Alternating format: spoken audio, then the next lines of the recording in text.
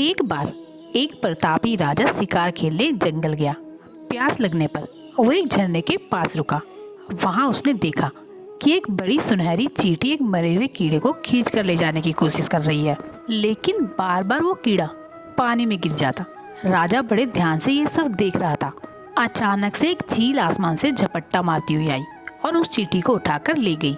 राजा को बड़ा दुख हुआ और उसने मन ही मन सोचा, हे ईश्वर, ये कैसा न्याय है।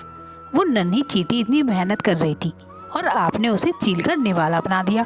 तभी आकाशवाणी हुई, हे राजन, तुम केवल वो देख रहे हो जो तुम्हारी आंखों के सामने है। तुम मेरा पूरा न्याय नहीं जानते। अब भगवान ने राजा की दिव्य दृष्टि खोल दी।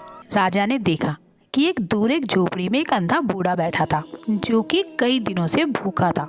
वो चील उस चींटी को ले जाकर सीधे उस अंधे बूढ़े के हाथ में गिरा देती है। बूढ़े ने जैसे ही अपने हाथ में कुछ महसूस किया, उसने उसे टटोला और पाया कि वो एक कीमती मोती था जो उस चींटी ने पकड़ रखा था और राजा को कीड़ा लग रहा था। अंधे बूढ़े ने भगवान का शुक्रिया अदा किया, उस मोती को बेचकर अपने लिए भोजन और दवाइयों का प्रबंध किया।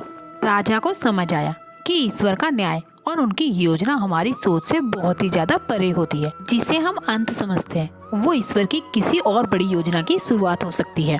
हमें कभी भी ईश्वर के न्याय पर शक नहीं करना चाहिए। वो जो कुछ भी करते हैं, उसके पीछे कोई ना कोई मंगलकारी कारण अवश्य होता है, भले ही वो हमें तुरंत समझ ना आए।